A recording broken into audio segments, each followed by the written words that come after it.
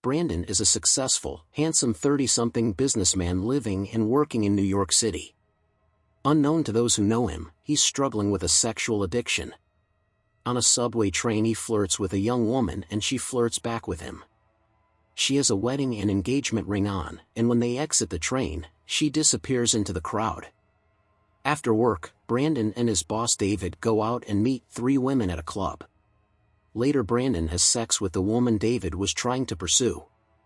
When Brandon arrives home, he assumes a burglar is in his house but finds a naked woman taking a shower. It is in fact his sister Sissy, a troubled young woman who has been left as damaged as Brandon by their troubled childhood, which is never completely revealed.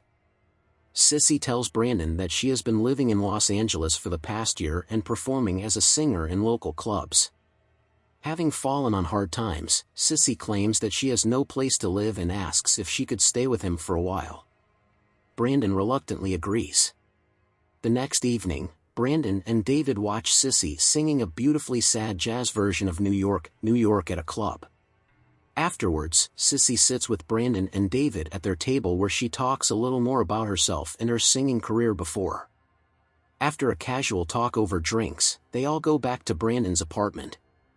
While Brandon checks his mail in the lobby, Sissy and David go up to his apartment.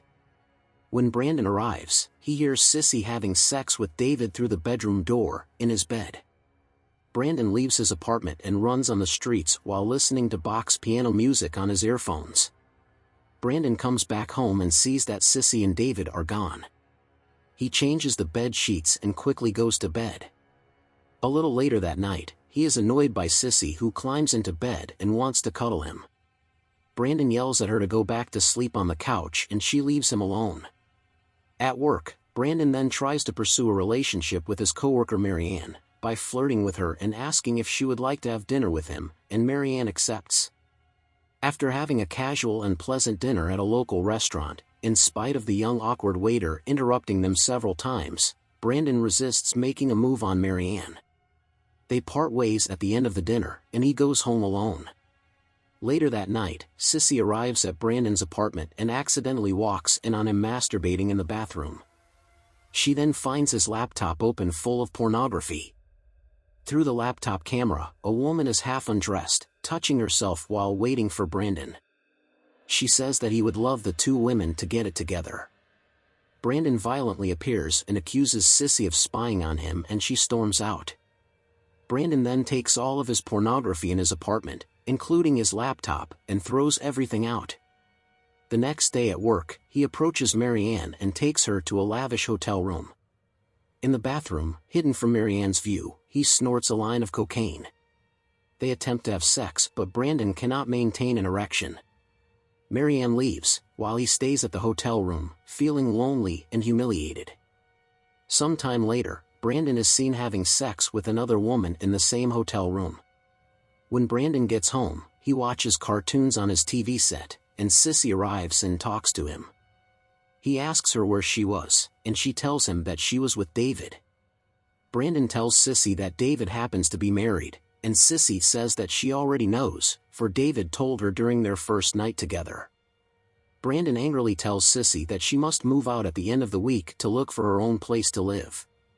She says that they are family and are supposed to help each other, but Brandon wants nothing to do with her because he says all she does is drag him down. Brandon then heads out and tries to pick up a woman at a bar, Anna Rose Hopkins, but ends up getting beaten up by her boyfriend, Chas Menendez, after he insults him by telling him how he would pleasure her. Bruised and beaten, he tries to enter a nightclub, but he is denied entrance, as the partygoers look much younger than its usual crowd. In fact, they are probably underage, so the bouncer, Carl Lowe, insists that he can't get in that night. Brandon sees a gay bar across the street and enters it. As he walks through it, a man approaches and kisses him, then performs fellatio on him in one of the back rooms. Next, Brandon is shown entering a cheap hotel room occupied by 2 women, Calamity Chang and Dee Dee Lux. He ends up having sex with both of them at the same time. When he leaves, he sees that Sissy left a voicemail on his cell phone.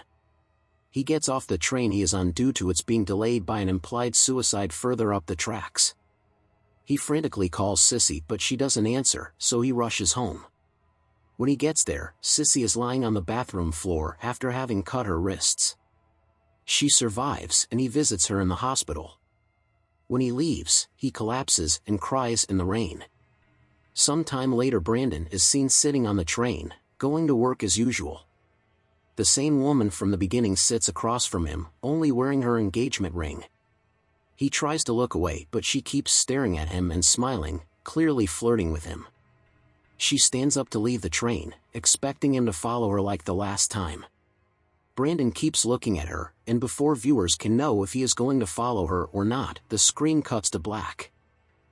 Please subscribe for more movie